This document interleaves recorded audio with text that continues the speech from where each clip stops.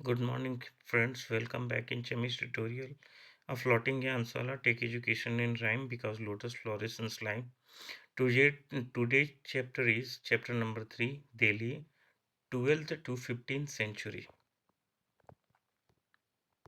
तो फ्रेंड्स हमने चैप्टर 2 में पढ़ा कावेरी डेल्टा के बारे में और वहाँ पर became the centre of large kingdom बड़े बड़े साम्राज्य उभरे चोला पांड्यान के और इसमें did you notice that there was no mention of a kingdom with Delhi as its capital? तो आपने ये पढ़ा कि इसमें किसी भी पर्टिकुलर किंगडम के बारे में मेंशन नहीं था जब हम दिल्ली साम्राज्य के बारे में पढ़ने आए that was because Delhi became an important city only in the 12th century क्योंकि ये इम्पोर्टेंट सेंटर 12th सेंचुरी में बना है दिल्ली और हम लोग उसके बारे में आगे पढ़ेंगे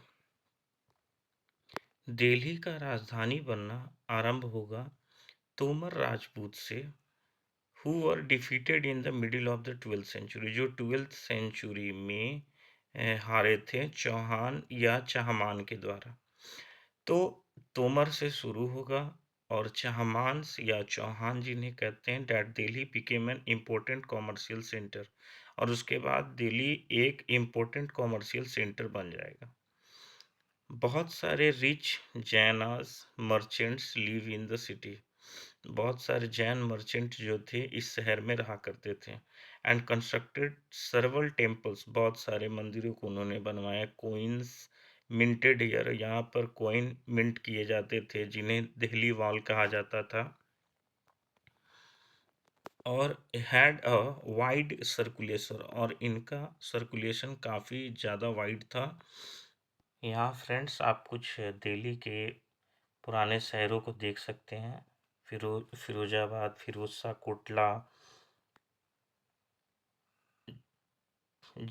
जहानपना यमुना रिवर ओल्ड कोर्ट्स उसके बाद इधर देलिए कोना तुगलकाबाद आदिलाबाद कुतुब मीनार का एरिया हौज सुल्तानी तो फ्रेंड्स अब हम बात करते हैं transformation of Delhi as a capital capital में कन्वर्ट हुआ और कंट्रोल्ड वास्ट एरिया और वास्ट एरिया पर कंट्रोल हुआ of the subcontinent started with the foundation of Delhi और दिल्ली की नींव रखी गई सल्तनत की शुरुआत हुई 13th सेंचुरी में और आगे हम पढ़ेंगे dynasties that together made the Delhi सल्तनत जिन्होंने मिलकर दिल्ली सल्तनत बनाया उन डायनेस्टीज के बारे में भी हम पढ़ेंगे दिल्ली सल्तनत built many cities in the area Delhi सल्तनत ने बहुत सारे सिटीज़ बनवाई इस एरिया में that we now know as Delhi जिसको आज हम दिल्ली के रूप में जानते हैं मैप 1 में जैसा कि मैंने पहले ही दिखाया लोकेटेड दिल्ली कोना सिरी सिरी और जहानपनाह तो अब हम बात करते हैं द रूलर्स ऑफ दिल्ली के बारे में कि कौन कौन से रूलर्स आए दिल्ली सल्तनत पर और उसे एज ए कैपिटल गवर्न किया राजपूत डायनेस्टी उसमें सबसे पहले आई तोमर अर्ली 12th सेंचुरी 1165 और इसके प्रोमिनेंट रूलर हुए अनंगपाला जिन्होंने 1130 1145 तक रूल किया उसके बाद चौहान्स या चहमान्स आएंगे इसमें प्रोमिनेंट रूलर हुए पृथ्वीराज चौहान जो 1175 टू 1192 तक राज किए इसके अलावा हम बात करें अर्ली टर्किश रूलर्स उसमें सबसे पहले मामलुक डायनेस्टी या स्लैब डायनेस्टी या गुलाम डायनेस्टी के नाम से जाना जाता है इन्हें कुतुबुद्दीन ऐबक 1206 टू 1210 तक शासन किए इल्तुतमिश जिन्होंने 1210 टू 1236 तक रूल किया उसके बाद उनकी लड़की आ जाएगी रजिया सुल्तान जो कि 1236 से 1240 तक रूल करती है उसके बाद आता है गियासुद्दीन बलबन जो 1266 से 1287 तक रूल करता है और हम फ्रेंड यहाँ से देखेंगे कि बलबन जो है अब कंसोलिडेट करने लगता है पावर को और सेंट्रलाइज करने लगता है क्योंकि उससे पहले जो थे रूल जो था दिल्ली में बैठ के पूरे इंडिया में चलाना थोड़ा सा मुश्किल हो रहा था। अब हम बात करते हैं, आता है मामलुक या स्लैब डायनेस्टी के बाद खिलजी डायनेस्टी, जिसके प्रोमिनेंट रूलर रहेंगे जलालुद्दीन खलजी, जो कि 1290 टू 1296 तक रूल करेंगे। उसके बाद आ जाएंगे अलाउद्दीन खिलजी, और अलाउद्दीन खिलजी के आने पर वो 1296 से लेकर के 1316 तक रूल करेगा। अब उसके बाद जो डायनेस्टी आती है उसका नाम था तुगलक, तुगलक डायनेस्टी। तुगलक डायनेस्टी में गियासुद्दीन तुगलक, जो कि 1322 1324 तक रूल करेगा। उसके बाद मोहम्मद तुगलक, जो कि 1324 टू 1351 तक रूल करेगा। उसके बाद आएगा फिरोज शाह तुगलक, जो कि 1351 टू 1388 तक रूल करेगा। उसके बाद आ जाएगी सैयद डायनेस्टी, जिसमें प्रोमिनेंट रूलर होगा खिज्र खान, जो कि 1414 से लेकर के 1421 तक रूल करेगा। उसके अलावा आखिरी होगी लोदी डायनेस्टी, जो कि बहलोल लोदी होगा। उसके बाद फिर 1451 टू ये 1489 तक रूल करेंगे। अंडरस्टैंडिंग दिल्ली अंडर द सल्तनत। इतिहासकारों का जो हम के बारे में हम लोग ये जानते हैं कि उन्होंने तारीख और तवारीख, जिसे पर्शियन में कहा जाता है, और ऐसे मैंने प्रशस्ति के बारे में बताया था फ्रेंड्स आपको पिछले चैप्टर में, ठीक उसी तरह तारीख या तवारीख होते थे language of administration under under Delhi सल्तनत। तो हम लोग ये पढ़ेंगे कि कैसे लैंग्वेज के अकॉर्डिंग दिल्ली सल्तनत के अंतर्गत एडमिनिस्ट्रेशन को चलाया गया। ऑथर्स मेनली जो होते थे वो tawarikhs were learn men secretaries, administrators, poet, and courtiers who both recounted event and advised rulers on governance, emphasizing the importance of just rule। तो मतलब इसमें हम ये पढ़ेंगे कि रूलर्स को कैसे एडवाइस किया जाता था, या फिर पोएट्स जो होते थे, कोर्टियर्स जो होते थे, एडमिनिस्ट्रेटर जो होते थे, वो कैसे राजा को रूल करने के लिए सलाह दिया करते थे और जोर दिया करते थे रूल ऑफ इम्पोर्टेंस पर। अब हम एक चीज़ें और आगे पढ़ेंगे इसमें, सर्कल ऑफ जस्टिस। सबसे पहले फ्रेंड्स यहाँ पर एक क्वेश्चन उभर के आता है, do you think the circle of justice is an appropriate term to describe the relationship between the king and his subject. Then ये सवाल पहले उठ के आता है कि सर्कल ऑफ जस्टिस क्या था। तो हम लोग यहाँ पर देखेंगे फ़कर ए मुदाबिर, इन्होंने 13 सेंचुरी में लिखा है, एक राजा जो होता था बिना सोल्जर्स के सरवाइव नहीं कर सकता। सोल्जर्स जो होते थे बिना सैलरी के सरवाइव नहीं कर सकते। सैलरीज कहाँ से आती है? सैलरीज आती है रेवेन्यू कलेक्शन से फ्रॉम पीजेंट्स। पीजेंट्स तभी रेवेन्यू पे कर सकते हैं जब वो प्रॉस्पेरस और हैप्पी होंगे। This happen when the king promotes justice and honest governance. और पीजेंट्स खुश कब होंगे, प्रॉस्पेरस कब होंगे? तो जब उन्हें जस्टिस मिलेगा और ऑनेस्ट गवर्नेंस मिलेगा, जो कि किंग पे डिपेंड करता था। तो फ्रेंड्स इसे कहते हैं सर्कल ऑफ जस्टिस। और कैसे एक राजा जो है खुद पर ही डिपेंड करता है, चाहे वो सैलरीज हो, चाहे फिर वो सोल्जर्स हो, चाहे फिर वो पीजेंट से रेवेन्यू कलेक्शन की बातें हों। तो और हम आगे बढ़ते हैं। इसमें फ्रेंड्स हम पाते हैं कि इसमें दो टर्म उभर के आता है, एक बर्थ राइट और एक जेंडर डिस्टिंक्शंस। बर्थ राइट में क्या चीज़ें होती हैं? तो अगर हम किसी पर्टिकुलर प्लेस पर पैदा होते हैं तो वहाँ पर मिलने वाले प्रिविलेज को हम लोग बर्थ राइट कहते हैं। जैसे कि example, people believe that nobles inherited their right to govern because they were born in certain families. जैसे कि एक एग्जाम्पल है कि नोबल्स जो थे उन्हें हक था या राइट मिला हुआ था गवर्न करने का, क्योंकि वो सर्टेन मतलब राजा से राजा के रिश्तेदारों में बिलोंग करते थे और उनकी फैमिली में पैदा होते थे, तो उन्हें कुछ राइट्स मिले हुए थे, जबकि वही राइट्स नॉर्मल लोगों को या प्रिविलेज जो वहाँ की जनता थी उन्हें नहीं मिली हुई थी। उसके अलावे एक बातें आती हैं gender distinctions, social and biological difference between woman and man. तो फ्रेंड्स ये बातें तो ठीक हैं कि बायोलॉजिकल डिफरेंसेस तो हम में होती हैं, लेकिन ये सोशल डिफरेंसेस क्या थी? तो सोशल डिफरेंसेस ये थी कि बहुत सारे टर्म में ऐसा बोला जाता था कि औरतों को जो है हक नहीं मिला हुआ है, उन्हें घर पे रहना चाहिए या बच्चों की देखभाल करनी चाहिए। ऐसी मतलब मोनोपोली उस समय रहा करती थी औरतों को लेकर के, और उन्हें कभी भी मतलब रूलिंग एज अ रूलर मतलब वर्क नहीं करना चाहिए। और इस तरीके से मर्दों को औरतों से ज़्यादा सुपीरियर बताने की कोशिश की जाती थी। हम लोग उसके बारे में आगे पढ़ेंगे। तो अब हम बात करते हैं सबसे पहले ऑथर ऑफ तवारीख, जो कि शहरों में ज़्यादातर रहा करते थे। गांव में बड़ी मुश्किल से ही रहा करते थे, क्योंकि ये स्कॉलर्स होते थे, ये राइटिंग का काम करते थे, तो ये शहरों में रहते थे। और ये प्रायः लिखते थे इतिहासकार जो होते थे सुल्तान के बारे में, in the hope of rich reward, ताकि राजा जो है खुश हो जाए और खुश होकर के उन्हें रिवार्ड दे। ये जो ऑथर्स होते थे advise rulers on the need to preserve an ideal social order. Ideal और सोशल ऑर्डर को प्रिजर्व करने के लिए भी ये लोग रूलर्स को एडवाइस किया करते थे, ये जो ऑथर हुआ करते थे। अब हमने बताया कि और जो कि बेस्ड होता था बर्थराइट पर और जेंडर डिस्टिंक्शन पर।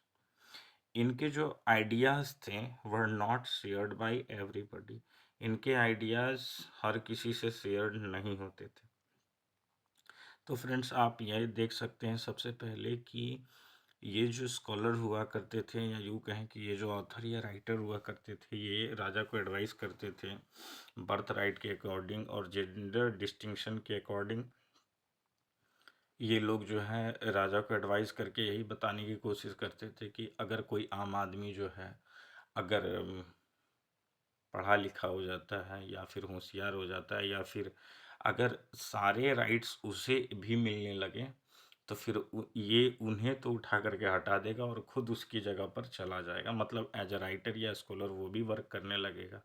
तो बहुत सारे जेंडर डिस्टिंक्शंस या बोले कि बर्थ राइट के अकॉर्डिंग जो थी, बहुत सारे प्रिविलेज गवर्निंग बॉडी में अदर फैमिलीज़ को मिली हुई थी, जो कि ऐसा कह सकते हैं कि रॉयल फैमिली से बिलोंग करते थे, लेकिन आम जनता के बीच में ऐसा कोई प्रिविलेज नहीं मिला हुआ था। और अब अगर हम बात करें 1236 की, तो 1236 में जो इल्तुतमिश की बेटी थी रजिया सुल्तान बनी, उसमें मिनाज सिराज क्रॉनिकलर थे, उन्होंने लिखा है कि रजिया सुल्तान ने अपने आप को इल्तुतमिश की डॉटर मेंशन करते हुए रूल को आगे बढ़ाया था। और मिनाज सिराज ने ऐसा भी लिखा है कि इसके जितना कोई प्रोमिनेंट नहीं था उसके भाइयों में, जो या फिर ऐसा कह सकते हैं कि इल्तुतमिश के बच्चों में रजिया से ज़्यादा प्रोमिनेंट उस वक्त नहीं था कि कोई रूल कर पाए। लेकिन रजिया सुल्तान को एज ए रूलर देखना मिन्हाज सिराज को भी कंफर्टेबल नहीं लगा, या फिर उसके कोर्टियर्स को भी नहीं लगता था। Nor were the nobles happy at her attempts to rule independently. तो जैसा कि मैंने जेंडर डिस्टिंक्शंस के बारे में पहले ही बताया था फ्रेंड्स कि बायोलॉजिकल डिफरेंसेस तो हम में होती हैं, लेकिन सोशल डिफरेंसेस कैसी थी उसका एग्जांपल ये है कि ना तो मिन्हाज सिराज को ये पसंद था कि रजिया एज ए रूलर मतलब सुल्तान बने और एज ए रूलर जो है गवर्न करे पूरी कंट्री को। उसके अलावा ना ही ये बातें उसके कोर्टियर्स को पसंद आती थी, और जिस कारण से हम देखेंगे कि उसे 1240 को थ्रोन से रिमूव कर दिया जाता है। तो अब हम बात करते हैं what Minhajus Siraj thought about Razia, what other important female rulers of India did, कि मतलब मिनाज सिराज क्या सोचता था रजिया के बारे में, और फीमेल रूलर्स की कुछ इंडिया में कुछ फीमेल रूलर्स के इम्पोर्टेंस के बारे में हम आगे पढ़ रहे हैं। मिनाज सिराज जो था वो सोचता था queen's rule went against the ideal social order created by God. उसका ये कहना था कि आइडियल और सोशल ऑर्डर के खिलाफ है, मतलब जो भगवान ने बनाए हैं कि कोई औरत जो है वो रूल कर रही है। उसके अलावे women's were suppose to be subordinate to women. उसका कहना था कि वो हमेशा औरतें जो होंगी सबॉर्डिनेट होंगी मेन की। He therefore asked in the register of God creation, और गॉड क्रिएशन के रजिस्टर में ऐसा ही है कि औरतें जो हैं सबॉर्डिनेट रहें मेन के, since her account did not fall under the column of man. ना कभी भी वो लोग मेन के कॉलम में, यानी कि औरतें जो होंगी कभी मेन के कॉलम में आ ही नहीं सकती हैं। How did she gain from all of her excellent qualities, और वो कैसे गेन कर सकती हैं सारे एक्सीलेंट क्वालिटीज को। तो फ्रेंड्स ये आप देख सकते हैं कि मिनाजिस मिनाजिस सिराज जैसे राइटर जो थे वो इसके बारे में ऐसा कह रहे हैं, जबकि वो रूलिंग क्लास के लिए काफ़ी ज़्यादा प्रोमिनेंट थी अपने भाइयों के बीच। फिर भी उस औरतों को ये बताया जा रहा है कि ये वुमेन जो होंगी हमेशा सबॉर्डिनेट होंगी मेन के, मतलब मेन के सहारे रहेंगी और मेन पर डिपेंड रहेंगी। उसके अलावा ये बताया जा रहा है कि कभी भी वो मेन की बराबरी कर ही नहीं सकती। तो आप देख सकते हैं कि किस तरीके की सोच आखिर उस समय लोगों के बीच थी वुमेन और मेन को लेकर के। रजिया ने एज ए डाउटर खुद को मेंशन किया, जैसा कि मैंने पहले ही बताया कि इंस्क्रिप्शंस और कोइंस में रजिया ने अपने आप को इल्तुतमिश की बेटी बताया है।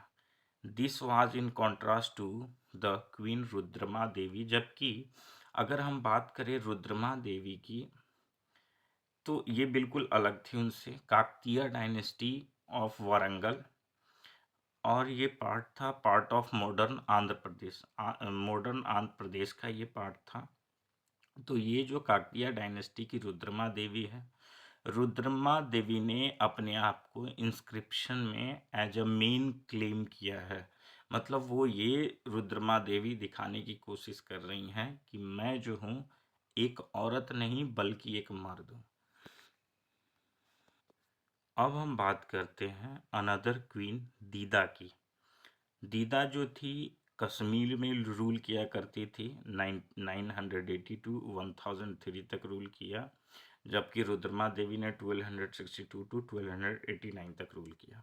तो बात करते हैं दीदा की, जिससे दीदी टर्म निकल के आया था। इन्होंने हर टाइटल इज इंटरेस्टिंग, उनका टाइटल भी काफ़ी ज़्यादा, दीदा जो थी रूलर कश्मीर में, इन्होंने एक इंटरेस्टिंग टाइटल भी ले रखा था, इट कम्स फ्रॉम दीदी। दीदी के रूप में इन्हें जाना जाता था। Elder sister, obviously affectionate term given to a love ruler by her subject, और रूलर्स जो थे काफ़ी ज़्यादा इसी सब्जेक्ट्स के कारण इन्हें याद किया जाता है, मतलब दीदा, जिससे ये दीदी के रूप में काफ़ी ज़्यादा मतलब फेमस हुई एज अ टाइटल। दीदी दीदा का टाइटल इन्होंने लिया था, जो कि ये कश्मीर की शासिका थी। अब हम बात करेंगे a close look administration under Khilji and Tughlaq dynasties. एक तो अब हम बात करते हैं consolidation of a kingdom as vast as the Delhi सल्तनत needed reliable governors and administrators. तो बात अब ये थी दिल्ली सल्तनत में उसको गवर्न करने की, उसको एडमिनिस्ट्रेट करने के लिए और किंगडम्स में अपने पावर को कंसोलिडेट करने की। तो अपॉइंटिंग एरिस्टोक्रेट्स, जिसके लिए एरिस्टोक्रेट्स को अपॉइंट करना जरूरी था, जैसे गवर्नर हो या एडमिनिस्ट्रेटर्स हो, एंड लैंडेड चिफ्टिन्स एज गवर्नर, और चिफ्टिन्स को गवर्नर के रूप में मतलब स्थापित करना, या एज ए गवर्नर उन्हें किसी भी एरिया का, किसी भी पार्ट का, दे अंडर इंडिया, इंडिया के अंतर्गत किसी भी पार्ट का मतलब उन्हें गवर्नर बना देना। अर्ली दिल्ली सल्तनत, स्पेशली इल्तुतमिश के दौरान, फेवर्ड दियर स्पेशल स्लैब्स, उनके पास स्पेशल स्लैब्स मतलब वो रखते थे इसके लिए मत कि वो अपने शासन को चला पाएं, इसके लिए वो स्लैब्स खरीद के रखते थे मिलिट्री सर्विस के लिए, जिन्हें बंदगान पर्शियन में कहा जाता था। They were carefully train to man some of the most important political officers in the kingdom.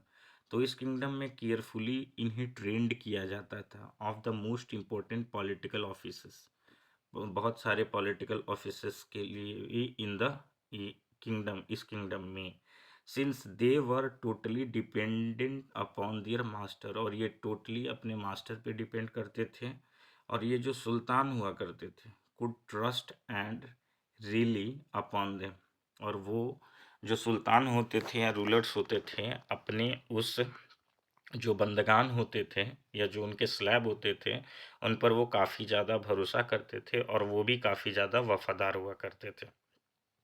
और मैंने पहले ही कहा कि इन्हें अपने पावर को कंसोलिडेट करने के लिए एरिस्टोक्रेट्स की ज़रूरत पड़ती पड़ती थी, रूलर्स को जो उनके फेवर में काम करे।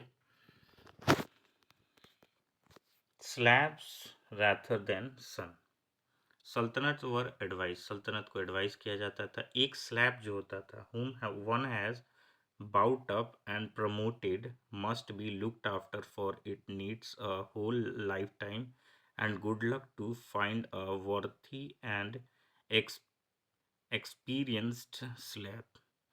मतलब एक स्लैब जो होता था अपने मालिक पे डिपेंड करता था, और मालिक के प्रति काफ़ी ज़्यादा, मैंने पहले ही कहा कि लाइफ टाइम वो उसका वफादार होता था।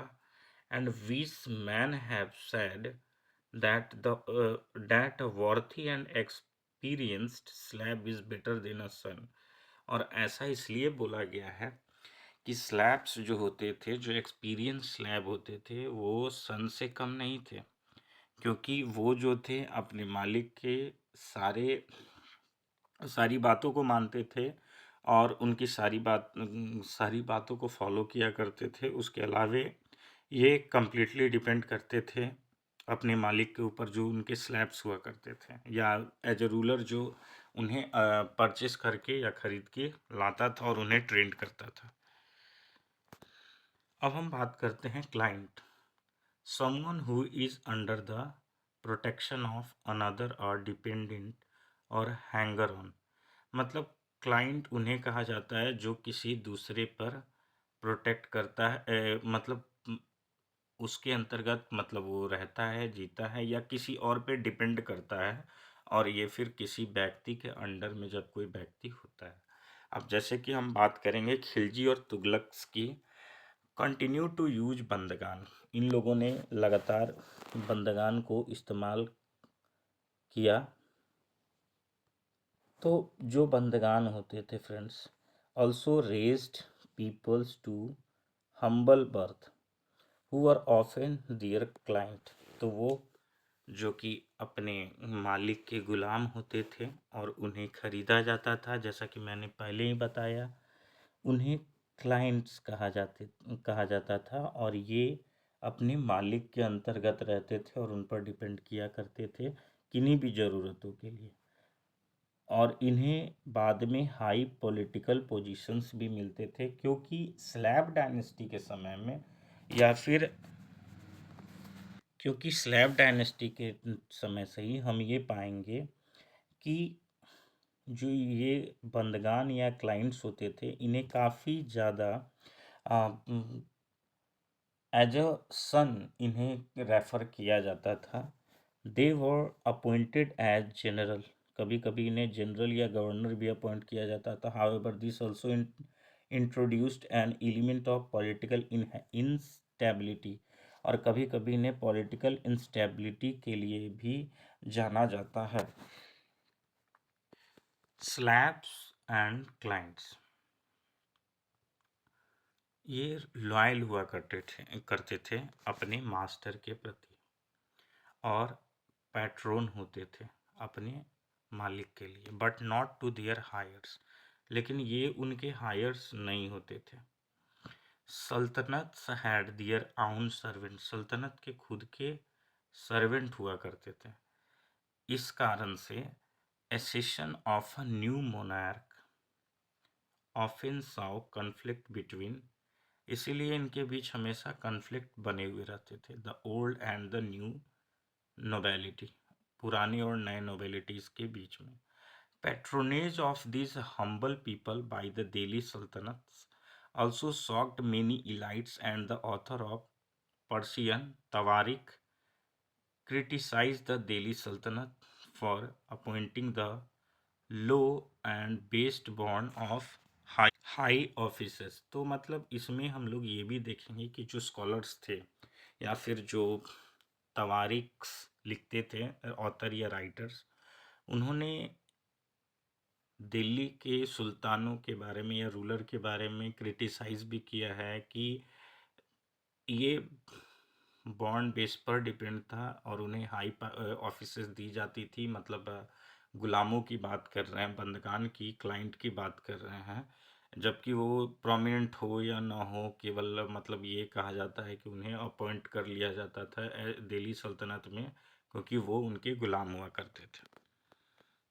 रूलर्स के। तो बातें ये थी फ्रेंड्स कि ऑथर्स जो थे या जो तवारीख लिखते थे, उन्होंने सुल्तानों की निंदा इसलिए भी की क्योंकि लो या फिर बॉन्ड बेस कंडीशन पर हाई ऑफिसेस दे दी जाती थी, जबकि वो उस लायक हो या ना हो, जैसा कि मैंने पहले ही कहा। ओके फ्रेंड्स, आज के लिए इतना ही।